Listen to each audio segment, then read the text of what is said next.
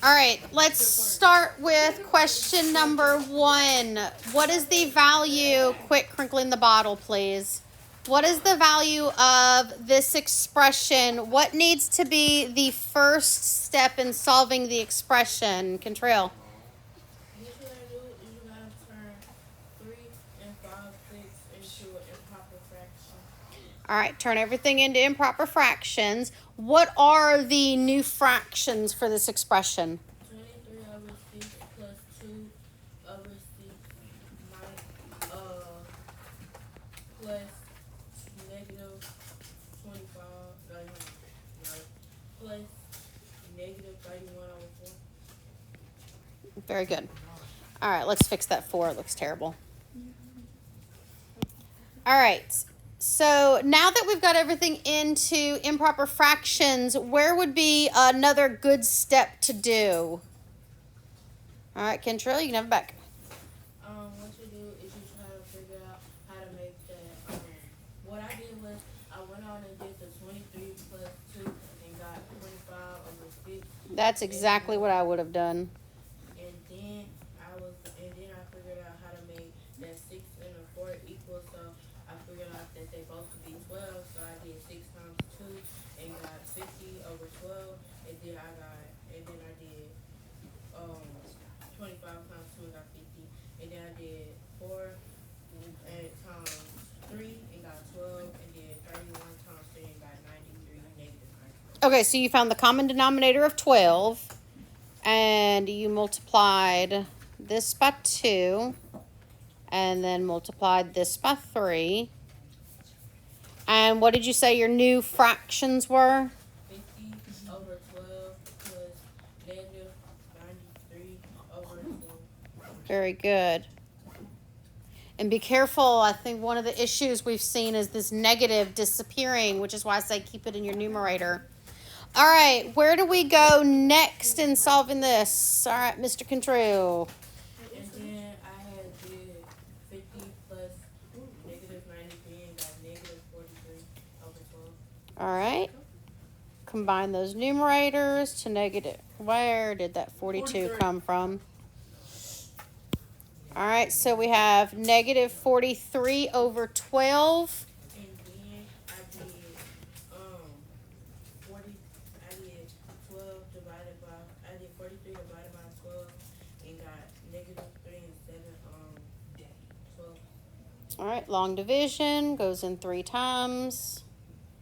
Subtract 36 with a 7 left over, and your final answer was what? Negative 3 and 7/12. Negative 3 and 7/12. Very good. And you will be required to show work on your exam. Your show work paper is a grade, just like every other quiz and test. What? So a question like this, I'm expecting detailed Info. Yeah, very much so. All right, let's go to number 2.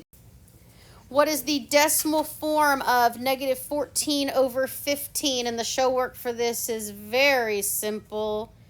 Lucy, what are we going to do? So you do 14 divided by 15? 14 divided by 15 would work if it was all positive. Okay. Negative 14 divided by 15. And what did you get? 0.93, but the 3 is repeated. Okay, so negative 0.93 with a repeated 3. What I'm going to warn you about on a question like this, if it were a multiple choice and I had written it, just from knowing the careless mistakes I've watched over the past several weeks, I would have an answer choice next to this that had the repeated bar over the 9 and the 3.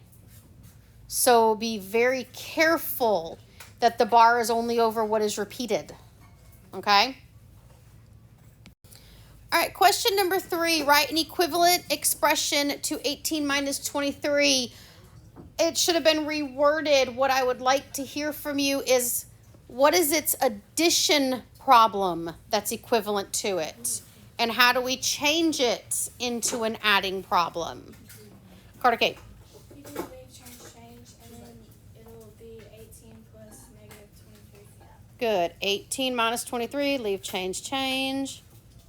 18 plus negative 23. That's what this was asking for. Simple skill. Okay, question number 4. We have dot plots that show the results of 2 random samples measuring the mean time in minutes students spend studying for a test. And you've got your 2 dot plots. Your questions are on the statements for this are on the next slide on your screen. Who's got some answer choices for this one? Me. Wait, no, I didn't volunteer for this one. You did not volunteer for this one. Okay. Which statement is true? I'm kind of curious as to what answers we came up with. Contrell. I got an A. Contrell came up with A, so we're going to put a mark on A. AK. AK got C. I got C. JC got C. I got C. You got C, Corey? He's kind of joining on there. All right. Said she got C also. So who got C? Me. Who got A? Me. What? All right. No, this is actually bringing up an issue because one thing I've stressed to you guys in regards to statistics is to make sure you read everything, right? And I've also told you to make sure you prove or disprove every option. Now, when you look at A, the students in sample 1 are better at taking tests than the students in sample 2 because the mean study time in sample 1 is noticeably greater than the mean study time in sample 2. If you look back to that dot plot, what do you notice about the mean of sample 1? Is it bigger than sample 2? Yes, it is. It's noticeably bigger.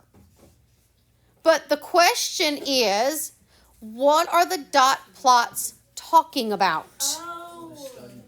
It's talking about their study times. Options A and options B are talking about them being better at taking tests. Did the dot plots have anything to do with their test taking? Not a bit. That throws A and B out. The correct answer is C. Their ranges are equal. But these are the parts where I tell you make sure you prove and disprove everything. If you chose A and stopped there, if you would have kept going, I think you would have seen that C was also true. I know I had them both. I just chose what I got. Yeah, be careful. All right, your statement has to support what the graph is talking about. All right, let's go on to question 5. Thank you. Let's go on to question 5. We want the value of this expression. You did the first one. All right, Trip. What's the first thing that needs to be done in this problem? We've got to do parentheses first. And in the parentheses, we need 8 divided by a half. Trip? So you put 8, and then you probably want to change the 1/2 to a decimal. Okay. And then when you do that, you get 16. Very good. So now we have -3 plus 5 plus 1/2 times 16. What is our next step in solving this one, Malia? 1/2 times 16. Corey, what's half of 16? What's half of 16? That's the part we're on in this problem.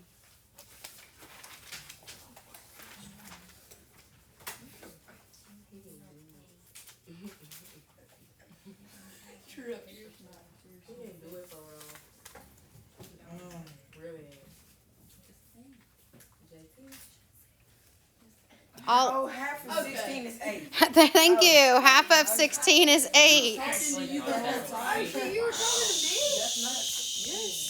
I was talking to Corey. Thank you.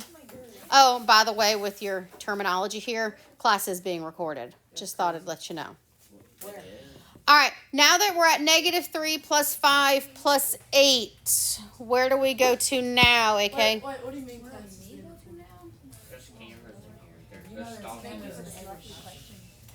You're at negative 3 plus 5 plus 8. What would be our next step? That's exactly what you're going to do. But 2 at a time. What's negative 3 plus 5? Me. 2.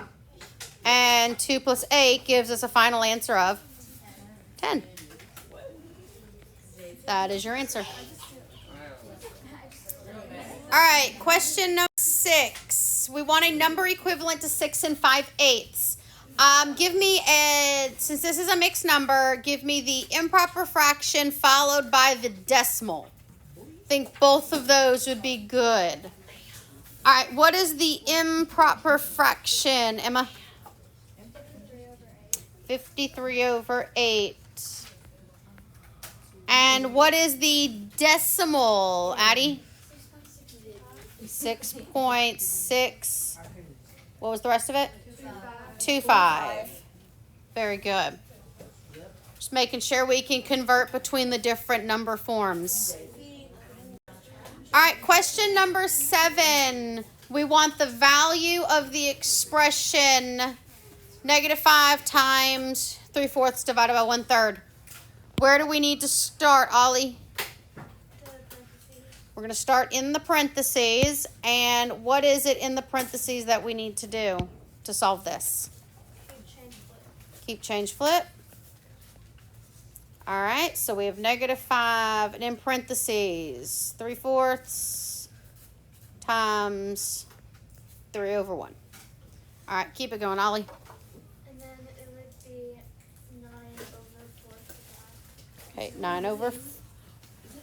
And we have -5/1 on the outside. Okay, finish it up. Times this together and -11.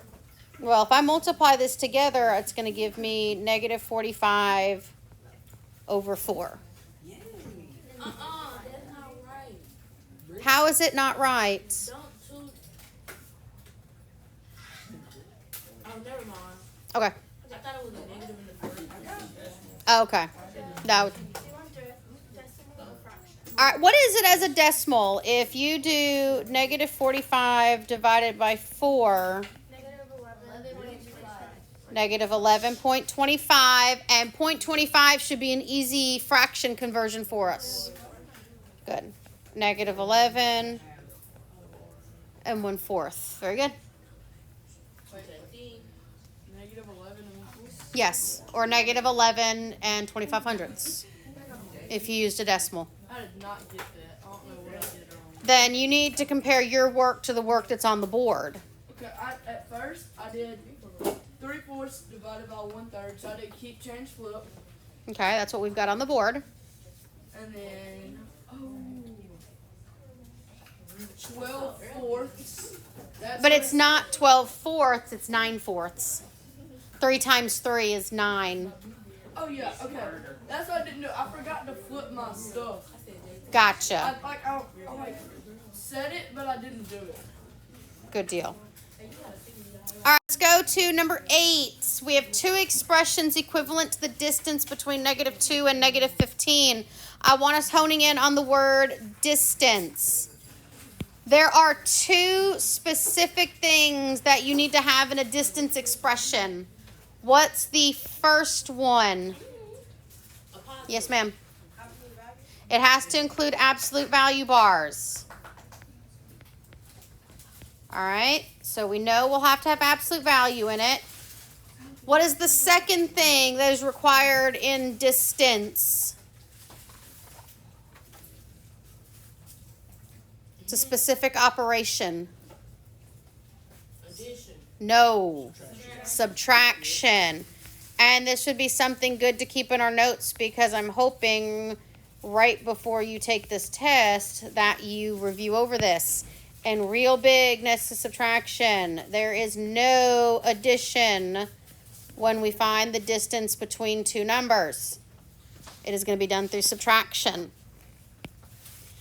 Okay. So I need expressions. 2 of them. Has to include absolute value and subtraction. Addie. 2 minus 15. It is not 2 minus 15. Ollie? 15 minus It's not 50. You're not even using the right numbers. The numbers in the problem are also key. One of the numbers is -2. The other number is -15. Kentrell. Negative 2 minus negative 15 absolute value. There you go. -2 minus -15. And the whole expression is placed into absolute value bars. Now, if I do my checkoff list, I used my -2. I used my -15. I have my absolute value bars on both sides, and I have my subtraction sign. Yep. So I have everything that's needed. What's the other expression? It's really simple. The part in green and the part in blue flip their spots. And that's your expression that you're wanting. I think Kentrell's the only one who's got his act together today. Will? There you go. -15 minus -2 in absolute value bars. Those are our two expressions. And I promise you, if this was on the upcoming exam and it was a multiple choice or a multi-select, they would throw addition problems in there at you. It's not going to be an addition choice. All right, number 9, 2 equivalent expressions. Now, I don't want the numbers changed. I'm not looking for different numbers. There's something else that's being looked for in this question. All right, there's lots of answers. I'm going to go to Ollie first. Wouldn't you just put the negative sign on the numerator and the denominator? On both of them? No, only one of them. Very good. Put the negative on either the numerator or the denominator. So -45 over 5. That means the same thing. Or 45 over -5. There's another one. Actually, there's a few others. What's one that comes up? I like to stick it on bell ringers and on your unit test just to see if we're paying attention to how these negatives cancel out. Kentrell. You could do the flip and do 5 over. I can't because 45 over 5 and 5 over 45 are not the same value. They would no longer be equivalent. What, 9? Negative 45. -9. I'm not looking at changing the numbers. Will? You can put 3 negatives. I could have 3 negatives. Oh. We know that -45 over -5 is positive, but put it in parentheses with a third negative and it becomes negative again. You could do absolute value bars. I could do some absolute value bars on there as well, as long as there's a third negative outside. All right, number 10 is where I said we would leave off today since we get 3 days of review for this class. And the teacher wants to find out what incentive 7th grade students prefer, which group is the most representative of the population of interest. When we do this one, what in this question is the population of interest? Who are they wanting information about? The 7th graders. Okay, our 7th graders are our focus. So when it comes in and asks for the most representative, our sample has to focus on specifically those 7th graders. Oh, I got the answer. So if we look at, let's kind of run down every one of them. On A, if I do all students in the middle school. That would be 7th and 8th graders, so they won't work. Okay, so that if we just looked at our school, that would be 7th and 8th graders. After normal schools is 6, 7, 8. Yeah, in some schools it is 6th, 7th, and 8th, but since my population is just 7th, A would not be a good option. B, all 7th grade students in the robotics club. Lucy? It's only from the robotics club. So that means it is It's And based. biased. biased.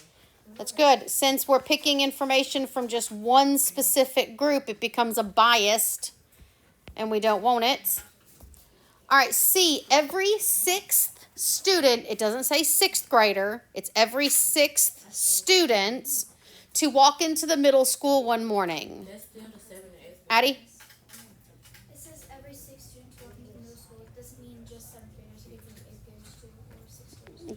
Good. We could have multiple grades here, and like I said, we just think about our school coming into the school with 7th and 8th graders. We could end up with a mix, and it is D. They were randomly selected from each 7th grade class. So that mean they were only got like 12, 14, 17. Well, they're no, just saying they went to every class. Like if we wanted to do ours, and Mr. Enos said, okay, every first period with 7th graders is gonna randomly pick 6 students. I would take my first period, put their names on the wheel, hit it 6 times, and take those students. And they would, Imagine they were And then all just JC the would same lose. person. and there you go. The wheel hates JC, so JC would lose. I'm so sorry, JC. All right.